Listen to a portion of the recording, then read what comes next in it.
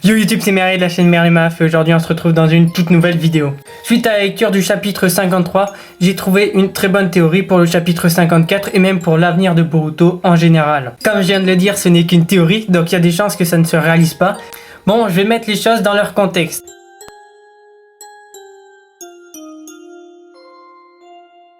Après le chapitre 53, on a le droit à un Naruto et un Sasuke quasiment mourants et très épuisés, et un Boruto en mode Momoshiki qui vient de crever le Rinnegan de Sasuke.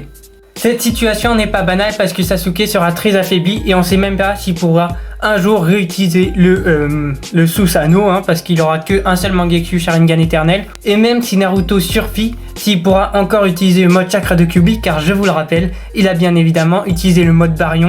Et si il ne le paie pas de sa vie, il faut qu'il le paye d'une autre manière, donc une perte de puissance serait pas mal. Ici dans cette théorie, on va partir du fait que Naruto meurt, et que comme d'habitude Sasuke survive. Pour ce qui est de Kawaki, lui il va juste assister à la scène et comprendre qu'il est impuissant. Bon, maintenant que les choses sont à peu près dans leur contexte, c'est parti pour mes théories.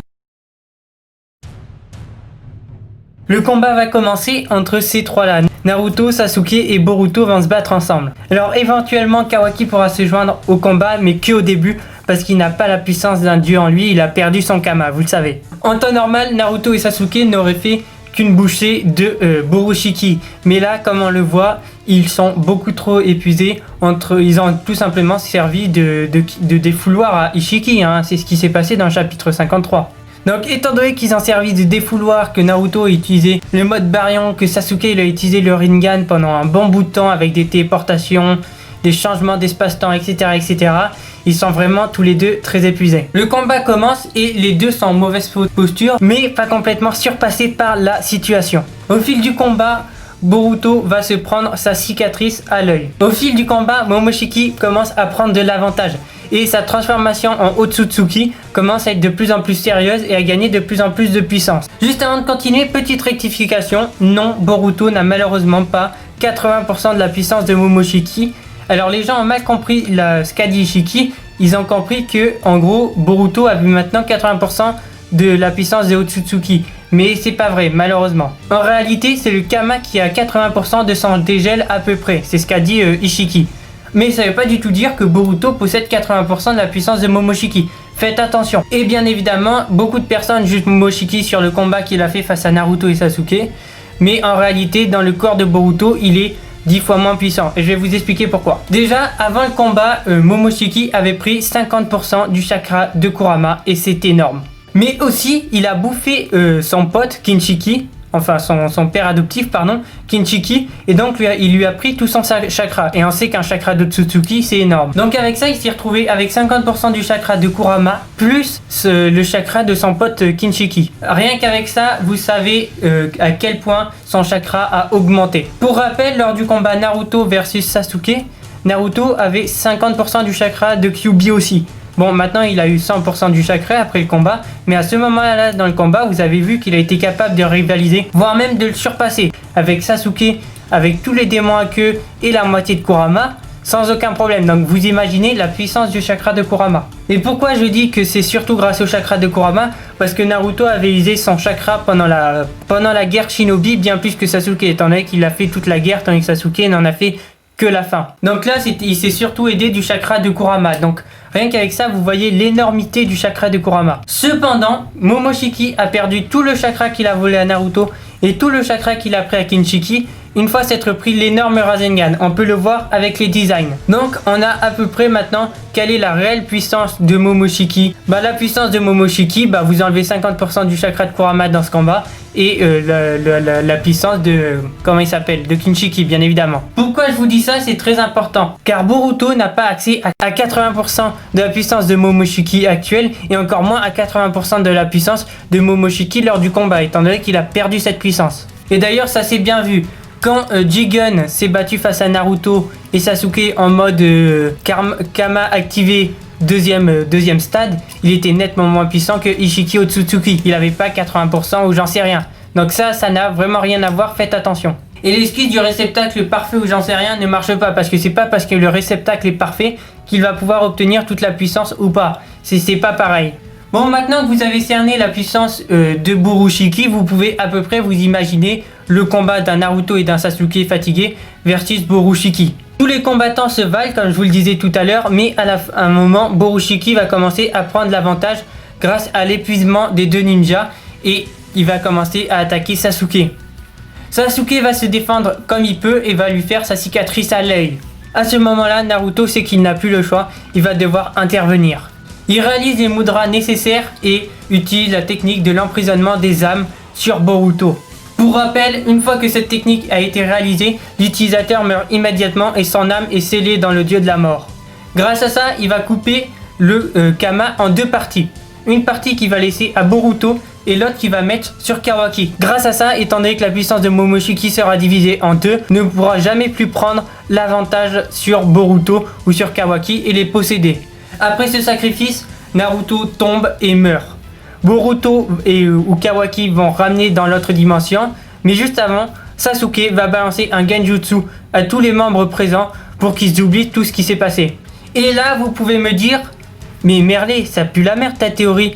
Au niveau des sentiments, si Boruto ne sait pas que c'est à cause de lui que son père est mort, c'est un peu nul, non? Ne vous inquiétez pas, il le sera un petit peu plus tard et je vais vous expliquer pourquoi je fais ce choix.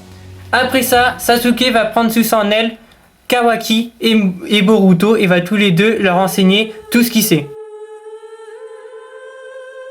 Boruto et Kawaki reviennent après une formation. Ils sont tout de suite devenus beaucoup plus puissants, maîtrisant leur Kama et le Jogan pour Boruto. Ces deux trucs leur donnent un avantage de ouf dans les combats face à leur prochain adversaire et deviendront très rapidement des ninjas très respectés du village de Konoha.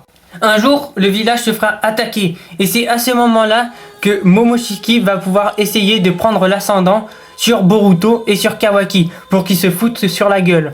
Momoshiki va briser le genjutsu dans lequel Sasuke les a envoyés et du coup ils vont se souvenir de toute la scène et que Naruto s'est sacrifié. À partir de là, un gros fossé va séparer les deux et ils ne se parleront plus même s'ils ont pourtant été élevés comme des frères. Ce qui est intéressant et pourquoi j'ai choisi cette théorie, c'est comme ça on a tout ce que ressent Boruto. C'est-à-dire qu'on va le voir directement et après.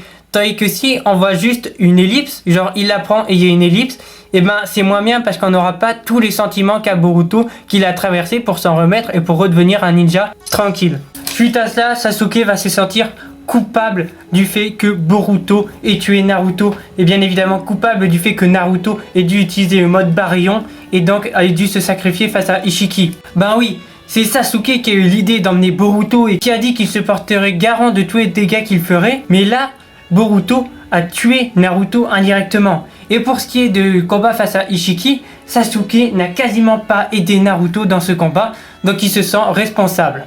Quelques jours après ça, Sasuke va se donner la mort, un petit peu comme l'avait fait le Croc Blanc de Konoha, et à partir de ce moment-là, commence la descente aux enfers pour Boruto. Boruto va sûrement tomber dans une dépression, comme l'avait fait Naruto avec Jiraiya quand il est tombé dans une dépression après la mort de Jiraiya. Sauf que là, ce sera pire car c'est de sa faute. Il décide donc de s'éloigner de sa famille et faire partie des racines et des forces spéciales du Hokage.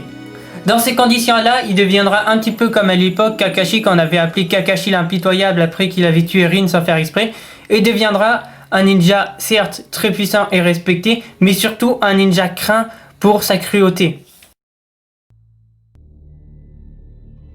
Les années passent et tout comme Kakashi, Boruto va réussir à prendre sa rédemption. Mais Kawaki ne le voit pas dans cet œil-là. Il a fini par devenir fou et être totalement manipulé par Momoshiki. Après ça, Kawaki décide de lâcher la puissance de Momoshiki et de prendre le contrôle de Konoha.